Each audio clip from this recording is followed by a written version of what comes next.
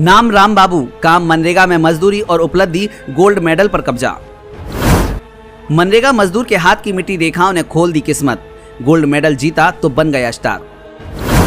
तंगी में भी ऐसी तैयारी कि अब राम बाबू बन गए पूरे यूपी और देश के लिए एक मिसाल। राम बाबू जब मैदान में उतरे तो किसी ने नहीं सोचा था कि आज सोना राम बाबू के गले में होगा।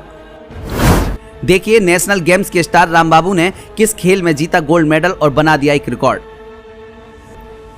मेहनत इतनी खामोशी से करो कि आपकी सफलता शोर मचा दे। इस कहावत को सोनभद्र के मनरेगा मजदूर राम बाबू ने सच साबित कर दिया और सफलता का ऐसा झंडा गाड़ा कि राम बाबू पूरे देश के लिए मिसाल बन गई।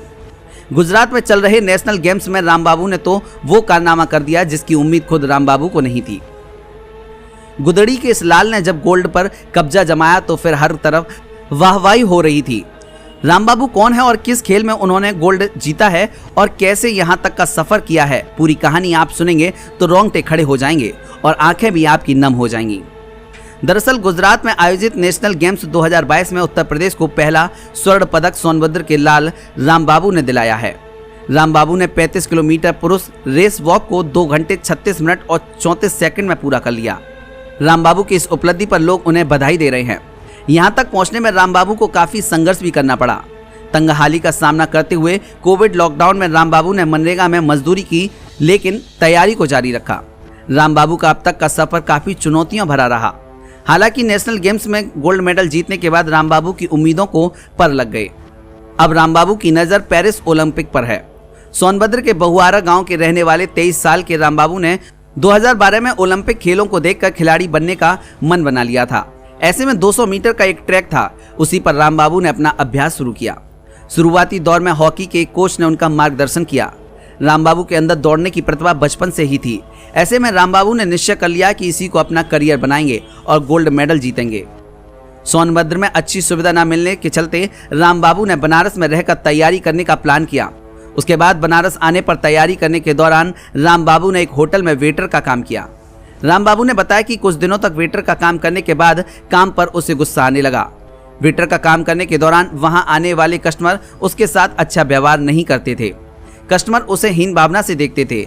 इन सब के अलावा वेटर का काम करने के दौरान उसकी तैयारी भी नहीं हो पा रही थी, जिसके चलते राम बाबू ने वेटर की नौकरी छोड़ दी। प्रशिक्षण के दौरान आने वाली आर्थिक समस्याओं से उबरने के लिए राम बाबू को कड़ी मेहनत करनी पड़ी। राम बाबू ने बताया कि प्रशिक्षण और अन्य खर्च के लिए रुपए नहीं थे। ऐसे में उन्हें वाराणसी में एक कुरियर कंपनी में बैग सिलने का काम भी करना पड़ा। कोरोना काल में लॉकडाउन लग जाने के बाद राम बाबू अपने गांव चले गए। गांव पहुंचने के बाद परिवार का पालन पोषण करने के लिए और अपनी आवश्यकताओं की पूर्ति के लिए राम बाबू को अपने पिता के साथ मनरेगा में मजदूरी करनी पड़ी। मनरेगा मजदूरी करते समय राम बाबू द्वारा एक वीडियो रिकॉर्ड किया गया था और वो वीडियो भी अब सोशल मीडिया पर वायरल हो रहा है। बनारस और सोनभद्र में मेहनत मजदूरी करने के साथ ही तैयारी करते करते और अच्छी ट्रेनिंग के लिए राम बाबू भोपाल चले गए। भोपाल में ट्रेनिंग के दौरान ही पूर्व ओलंपियन वसंत बहादुर राणा की निगाह राम बाबू पर गई और उन्होंने राम बाबू के कौशल को पहचान लिया। यहीं से राम बाबू की काबिलियत को मुकाम मिलना शुरू हुआ। उसके बाद बेंगलुरु के कानन सुंदरराजन नामक कोच द्वारा भी राम बाबू को ट्रेनिंग दी गई। इन सब के बाद गुजरात में आयोजित नेशनल गेम्स 2022 में राम बाबू ने हिस्सा लिया और पूर्व में बने सभी रिकॉर्ड को तोड़ दिए। इसके पहले जुनैद द्वारा 2 घंटे 40 मिनट और 16 सेकंड में 35 किलोमीटर रेस वॉक का रिकॉर्ड बनाया गया था। राम बाबू ने 2 घंटे 36 मिनट और 34 सेकंड में 35 किलोमीटर दूरी तय कर लिया। राम बाबू द्वारा गोल्ड मेडल हासिल करने के बाद राम बाबू के गांव ही नहीं पूरे जनपद में खुशी का माहौल है। लोगों द्वारा राम बाबू के माता पिता और उनके परिवार को बधाइयां दी जा रही हैं। राम बाबू के संघर्षों की कहानी आपको कैसी लगी, हमें कमेंट करके जरूर बताएं। ब्यूरो रिपोर्ट, मीडिया हलचल।